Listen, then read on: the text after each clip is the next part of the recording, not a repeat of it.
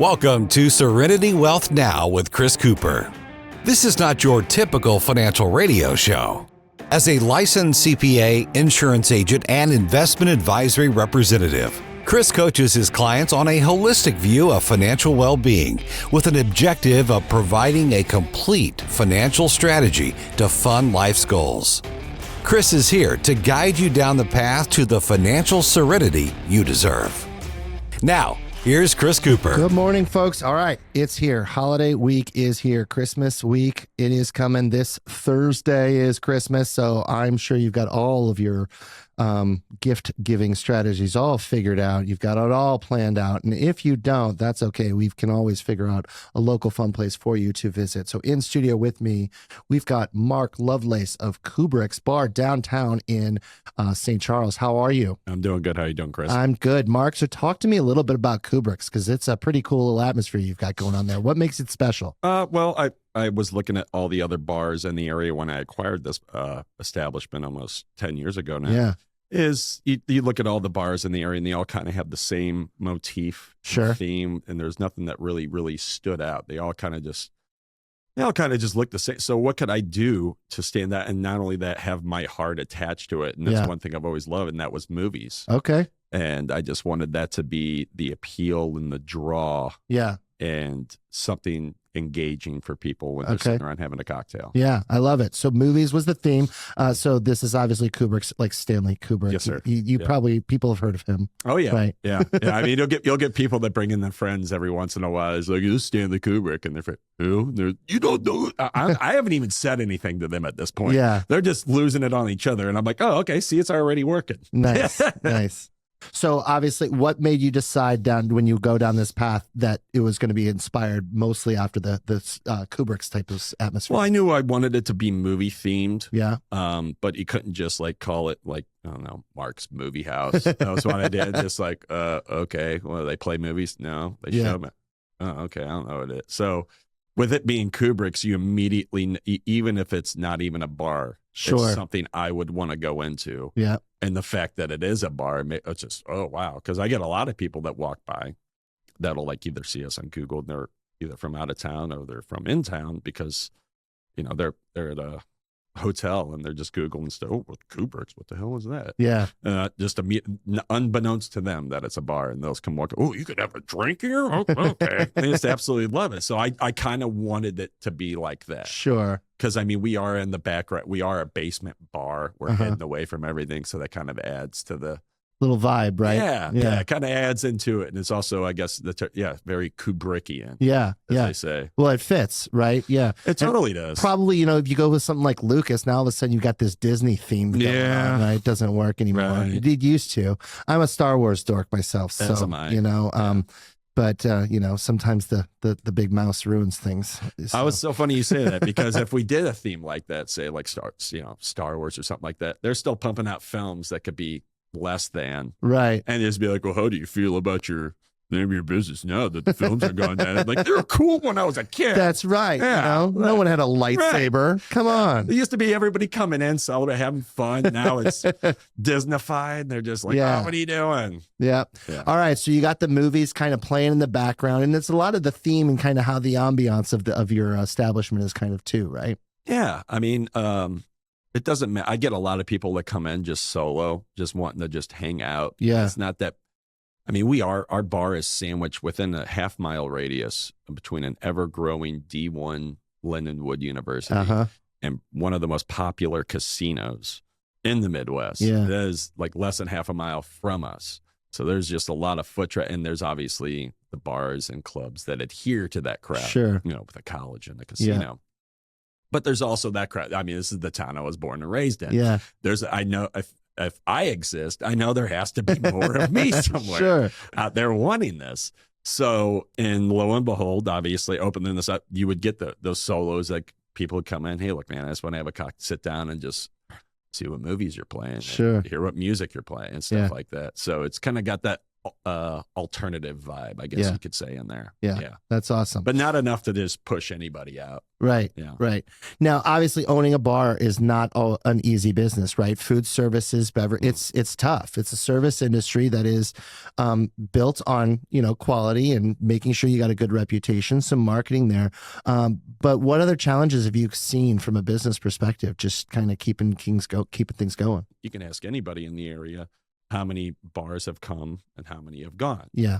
And that's the one thing that you do have to pay attention to. Okay, well, it's easy to get in there, but obviously it's very easy for them to get pushed. Well, they push themselves out. Right. So where does that failure happen, and how can you prevent that from happening? Right. And it was like I said before, you have all these bars that kind of have the same motif about them, and what's really going to separate them and keep you there, right, and not wanting to leave and see what else is on the street. Sure. And the one idea I had in my head is, I'm like, sure, I mean, it's like going down like Bourbon Street or Beale Street. There's so many other bars. You want to check out everything else that's down there on the street. But eventually you're just gonna be like, okay, we've seen everything. Where do you want to go back to? Right. And I want to be that. You want to be the one that I want to be go back to. Yeah. And it's so funny watching, a group of people leave. An hour and a half goes by, door opens back up, they all come back in. I'm just like, hey, there you are again. Yeah. Nice. Yeah. So so obviously within what you do, you also have to think about staffing, right? Staffing in this industry is somewhat of a challenge. It's a bit of anybody that's worked in the food service industry knows that there's just an ever revolving door. Yeah. Whether it be with bad management, you hire some incompetent people.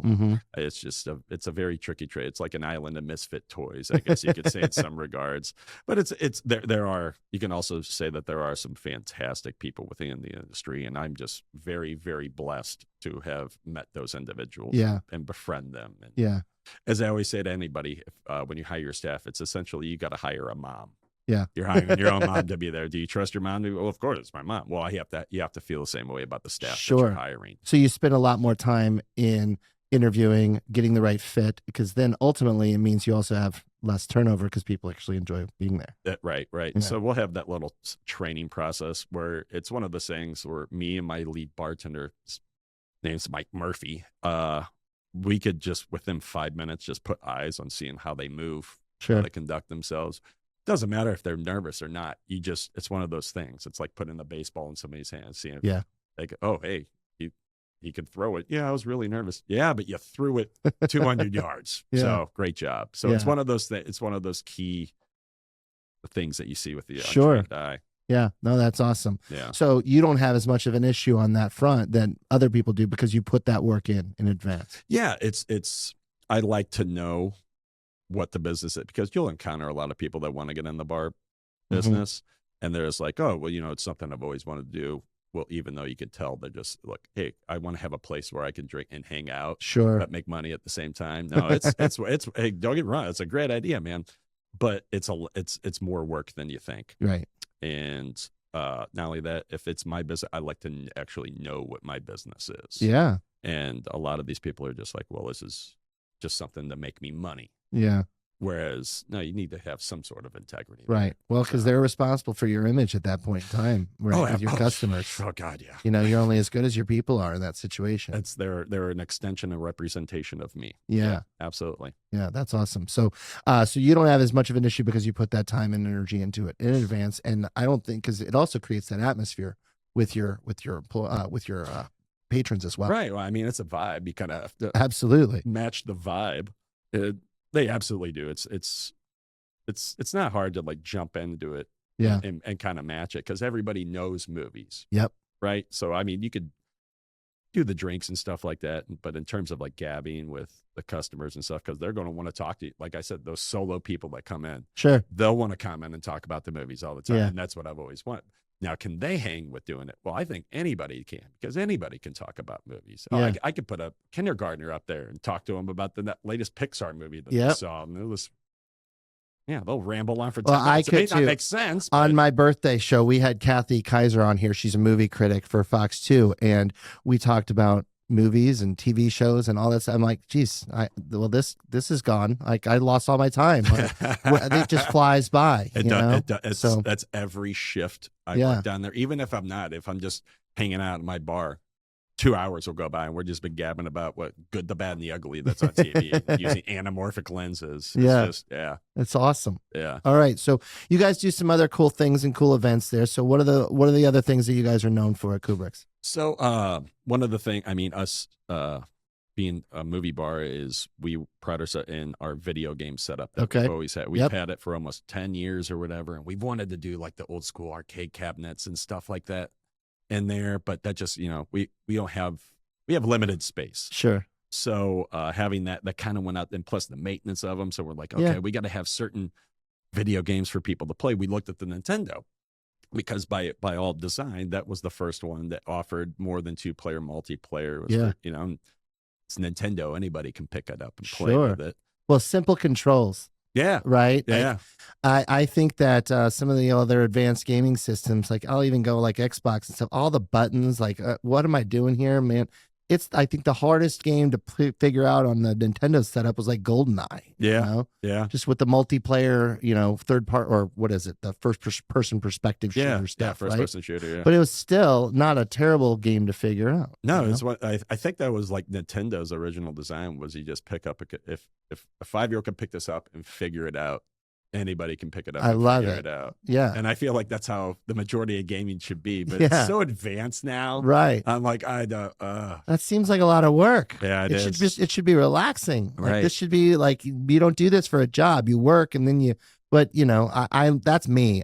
So I like the Nintendo type of thing because it's simple. Right. It's really easy. And it's kind of cartoonish. It's not like it's real life, anymore. And I think that's kind of what always has drawn me to be the kind of the Nintendo guy. Yeah. So, I think anybody had. I mean, it's like, what was a movie I was watching the other day? It was the second time I watched it. It was the making of how they made the Tetris video game. Oh yeah, that's it almost felt like a documentary kind of thing, right? That was a great show. That was so cool. Yeah. But seeing and hearing the words that they used in there, like they substitute, what was it? Mario was supposed to be attached to the original Game Boy, and they yanked it out for Tetris. Yeah, because Miyamoto, who was in charge of Nintendo production, even bowed down. Was like, "Hey, your game's got pick up and play ability more than I do." Simple. It's right. That's what. Just the simplicity of it. Yeah. So you guys do some like competitions at your bar, right? Yeah. So like I saw Smash Brothers there. Yeah, that's our big one. Yeah, that's kind of cool. Mario Kart's another fun one. Oh, that's a big one. Yeah. So I think Mario Kart's kind of like the ping pong of video games. Everyone thinks they're really good at ping pong. Everybody thinks they're going to win the tournament, right? Like, I'm pretty decent at Mario Kart, but I have a feeling I'm going to get put to shame here. There's some god that comes walking. Yeah. It's so fun. It happens every Mario Kart tournament. You'll have. Let me throw in that. We'll have say we have 20 people that enter. Yeah. Okay, and they're all in their head and their best friend or the girlfriend they bring with you. They're talking like, "Oh, I'm going to win this tournament. I'm going to smoke. Oh, okay. I brought you here so you could finally see." Okay. And this happens every tournament. And meanwhile, girlfriend's not impressed by that. Oh, no, she's like, she's way away with her arms crossed, just tapping the foot, waiting for it to end. And then when this happens is when she gets, it happens every tournament. The guy will get up, just some bro, and he'll play, and he'll just get absolutely smoked. Okay. And I like the design of where it's double elimination. Yeah. Hey, maybe the first get you're figuring out the mechanics. Sure. You're not in your mom's basement playing it anymore. So your comfortability level is already lowered. Right.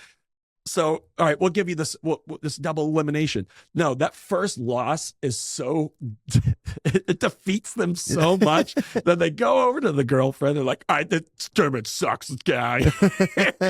And they just forfeit the next. They don't even stick around. They don't even stick around. They leave. So we have, it's that gap. It's that funny gap that happens at the very, very first round of the tournament. That's awesome. Yeah. So is there a common theme you see with people that are successful with Mario Kart? Do they play a certain character? Here's one thing I have noticed. Yeah. And it transfers from Smash Brothers to Mario Kart, is the people that are good with like 4 or 5 people. Yeah. Those are the scary guys. Okay. If you just stick them with one, that person's going to figure out how to beat you.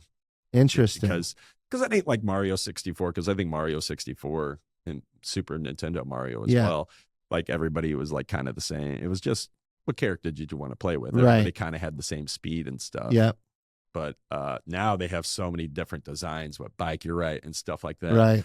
So if you're just sticking with like one, maybe two, you're gonna get dusted by that guy that's got like 6. Because he's going to figure out where you're weak, where the best, and take advantage of it. Correct. Interesting. Yeah. That's why I stick with Bowser. I don't know. It's just stick with the that's my same thing. I stick with the same, and I'm like, hey, I guess man. you don't win then. Yeah, I'm right there in the middle of the pack. That's that's what? okay. Yeah, I don't want to be at the bottom. No, then you get made fun of in your place. That's no fun. Yeah, then it's gonna be like the Bruce Lee thing. If at the very, very top, everybody's gonna be wanting to play me all the time. Yeah. It's like, dude, just let me just chill. Right. Yeah. Yeah, it's better to be right there. It's right there in the middle. Fun. You don't get noticed, but you don't get made fun of. That's perfect. It's perfect. Right. Meanwhile, everyone's still at your place. Right. Right. Yeah. So, The funny thing is, everybody sees that I own this business and I run these tournaments and stuff, and I never enter them. And it's this weird. You're probably thing. kind of busy though, too. Right? Well, kind of, but I like to be there and put eyes on it and hand out the money to the winner and stuff. But there's this weird ideology, and everybody's like, "Why isn't Mark playing? Why isn't he participating?" I never said anything. It's just like, I hear he's really, really good. Nice. Like that's why he doesn't enter it because if he does, he just beat all of us. I like it. And I'm just like, you know what? I'm going to keep that rumor and Yeah. just never participate. Totally. Just keep the legend going. That makes sense. It's like the Seinfeld, I'm the fastest runner. Oh, yeah. I choose not to run. Yes. I choose not to play. It's perfect. Well, thanks for the Seinfeld reference. I love that. Huge Seinfeld fan. Well, we need a little Serenity Now here. Hold on, let me get my yes. button here. I'll mess it up. I'll find it at some point.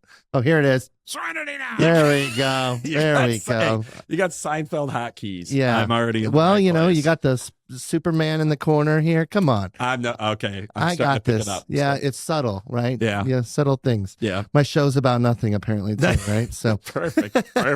Yeah, me and my fiance, we're getting married this year, and we've been talking about we're huge Seinfeld fans. It's part of our nighttime routine. Yeah. It's like our bedtime story. Nice. Got to watch an hour of Seinfeld before we go to bed. So part of our honeymoon is we got to go to New York and see. We got to go to Bob's restaurant. Yeah, there. the restaurant. Even though the interior is not the same, but just Right. the fact that I'm just able to stand out there, that's I love part it. of it. So yeah, That's perfect. Yeah. Well, that'll be fun. Well, Yeah. congratulations, too. Hey, thank you.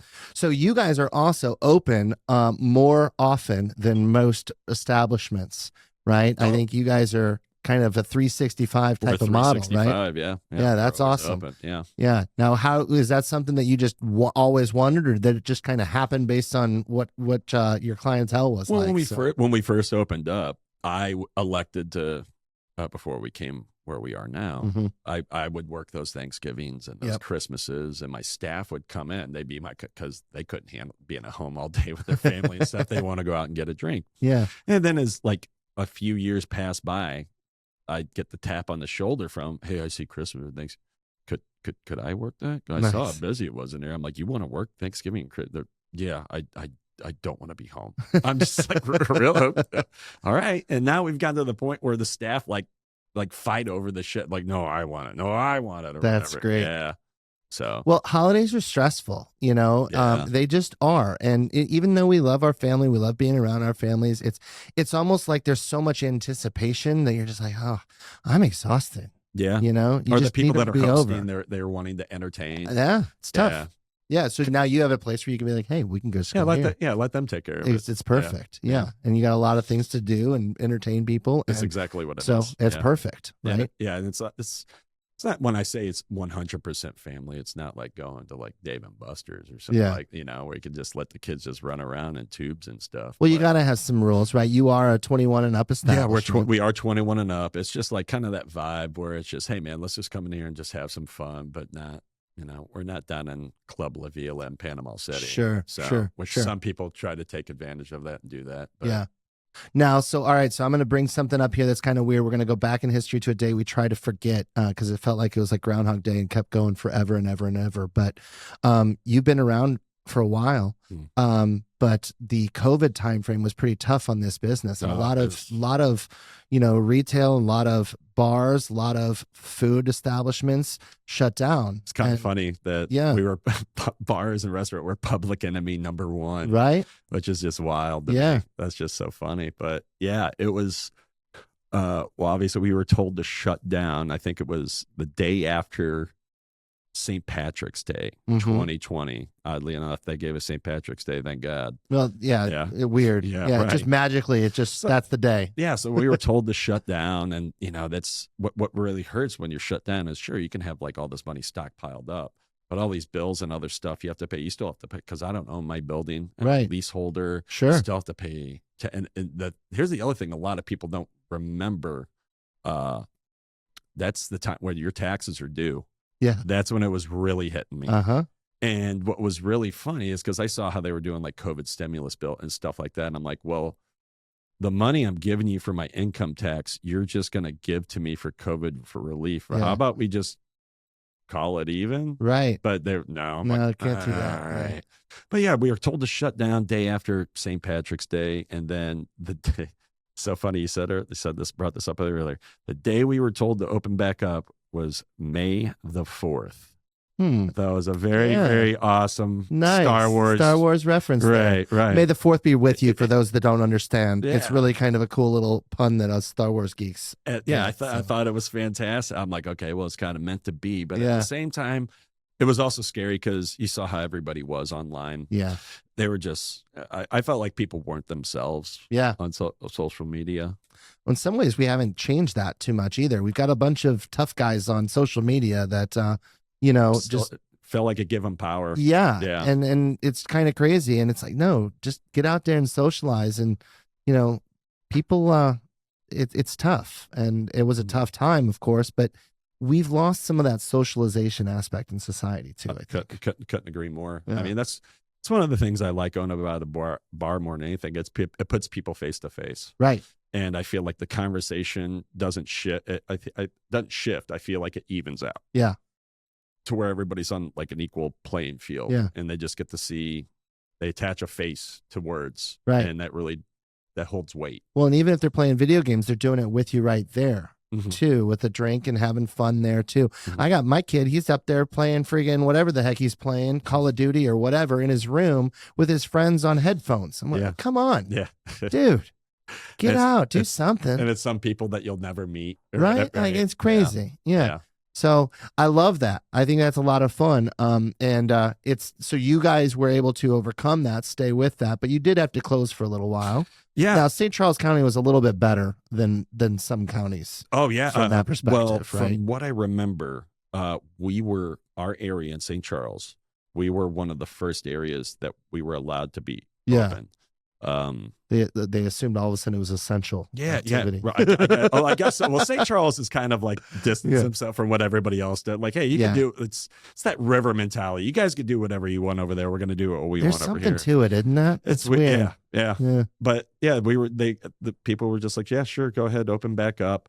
And unbeknownst to that we would get customers from not just obviously St. Louis County, St. Louis City. We're getting people from Waterloo, Illinois. Yeah, because they're close. Because they're the whole dang driving state is. all this way to come down. And it is just a packed street. And now in the entire St. Louis, St. Charles, tri-state area, we're the most popular. We're the thing top of the headline on the news. Yeah. Because it's like, look at all of these people thinking they can just walk around and do whatever they want. Yeah. And I'm just like, nobody's forcing any of these people out of their That's homes the to come thing. here. And I don't understand. Like, there was a weird time because I'm sitting here going, yeah, I just don't like you telling me what I can and can't do. And it's my business. Right. And it's my customers that have the ability to go wherever they do whatever they want. Like, it was a weird time. Yeah, and it's so funny. It made me think about like those little shuttle buses that go to those retirement facilities and pick up old people to take them to the casino. I'm like, you guys don't care about them just physically taking these people out of to like go gamble. Yeah. But these people that get in their automobiles to drive it to my bar, you got a problem with them because it's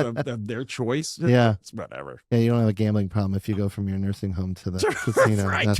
That's healthy. They got it on speed dial. Come pick me up. Yeah.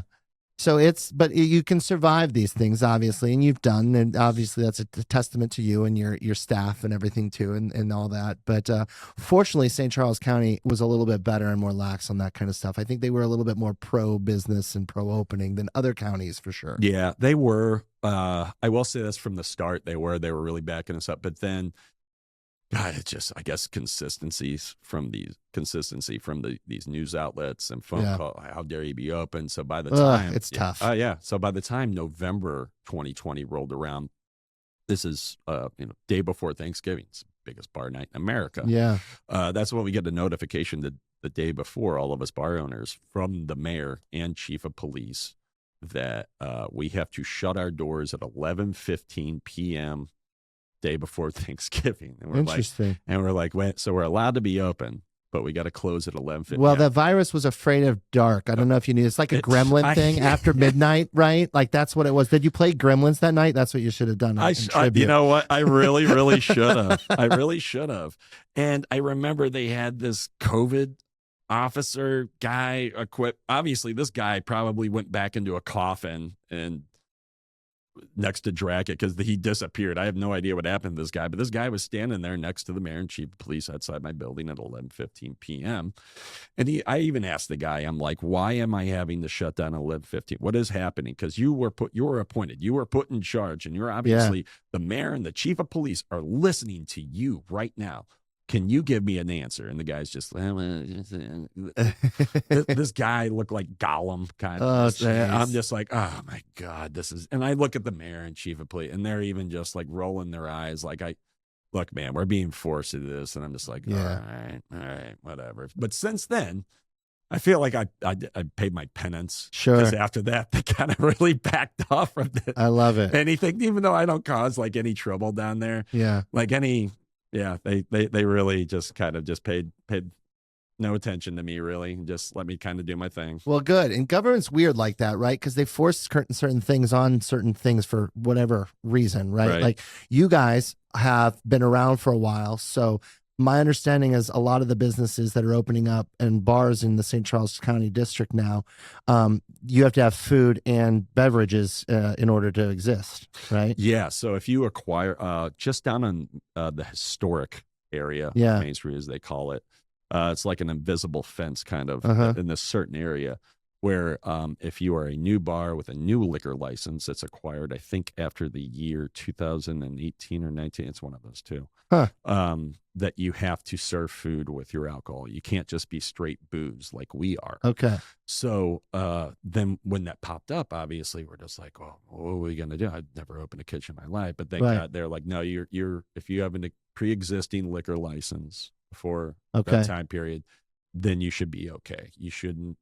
You do not have to serve. So we're grandfathered. Sure. So you don't have to become all of a sudden a culinary expert and refocus your efforts and assume that you know how to do that. Right. As a business owner. And that also fell in because we are a smoking bar. Smoking is allowed in our establishment as well. That's the one question a lot of people come, how are you allowed to have smoking in here? I'm like, well, we don't serve food and we're 21 and up. So we meet those parameters of doing that. So yeah. Very cool. So, so it's just interesting how, these rules that kind of get forced upon us as business owners times. Mm-hmm. It's kind of frustrating. Like, government knows how to run your stuff better than you do.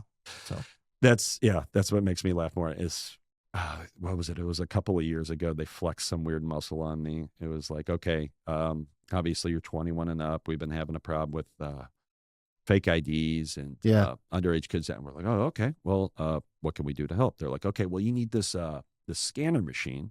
Scans the ID, tells you if it's real and stuff. Okay. Like, oh, okay. So that's required of us. Yes, it is required. Okay. Are you guys going to pay for it for me? Right. No, you are. I'm like, no. Yeah, I'm just going to go and check my IDs of people. Like, I'm like, no, you're forcing it. No, you're gonna pay for it. No, I ended up having to pay for it. Yeah. I'm just like, whatever. It's so frustrating. It's just little things like that. It's always never stops, right? Never stops. Yeah. Always learning. And that's the other funny thing is I even said this to it because cops patrol by it. The police down in St.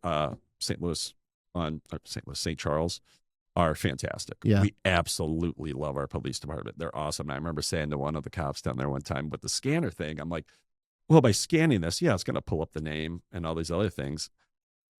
But it could not be that person. It'll just show me it's just a valid ID. How do I know it doesn't have this guy's picture on here or whatever? I'm like, it just shows it's a real ID. So what's that stopping? It's not really stopping anything. It's just, deterrent thought process, deterrent perhaps. I don't know. Yeah. Whatever. Yeah. So let's talk about something more fun than this stuff here. So one of the things that I understand is you make a pretty decent drink at your place that I really like. So I Yes. think, so what are you known for from a drink perspective? We have unofficially been as having the best old fashioned. That's awesome. Yeah. It's one of those things where we don't advertise it that way. Sure. We let the people do it for us. Well, that's even better. Yeah. I feel like the people that advertise, they say, we have the best one ever. Yeah. That's like, It's like the Mario Kart thing we were talking about earlier, right? That's exactly what Yeah, it come is. on.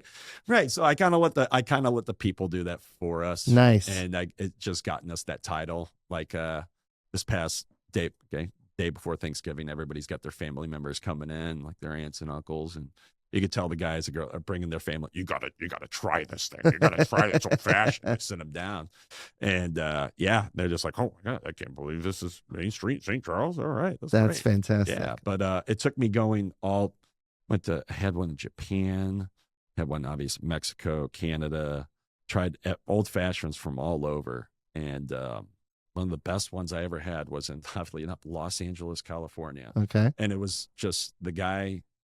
I ended up talking with him at the end of the night one night after he made it, and he's just like, "Hey, in my experience, this still sticks with me to this day. Is the simplest version of making this drink is always the best. If you do too much, it's just you're gonna taste that you did too much. Yep, and it's overkill. I love it. Yeah, simple. Yeah, keep it easy. Yeah. I love it. Well, get yourself a quality old fashioned and see for yourself if it is, in fact, the best old fashioned you've had. So go ahead and visit Mark over at Kubrick's downtown historic St. Charles. Mark, thank you so much for coming and spending some time today. Thank you so much for having me, man. All right, folks, thanks once again to Mark for joining us in the studio to talk a little bit about Kubrick's and what makes it so special. And if you heard, quite frankly, the community aspect is a big piece of what he does, creating that unique environment that makes people want to experience something that's a little bit different than any other type of a bar type atmosphere, right? You have to have something that's unique, that draws people in, that gets people's attention, and you have to be very passionate about it. And it has to be part of your character and who you are. And that's really very important. In fact, all the small businesses I know, that's a characteristic that they all do have.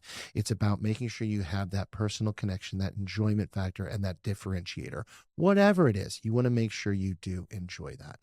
And I think that speaks volumes as you think about things. And then the other thing he talked about was some of that simplicity in life. And I think that, he talked about little video games, right? And something just as simple as a conversation about video games, right? Keeping things easy, right? That Nintendo platform, having that ability to have a much more easier, enjoyable kind of experience that people can have fun doing, creates that unique element as well. And I'm all for simple, right? I think simple is usually best. There's a lot of strategies that can be very complicated. And I guarantee you talk to a Nintendo developer, you're going to find that it is a very complex system. But let all that complexities happen behind the scenes, right?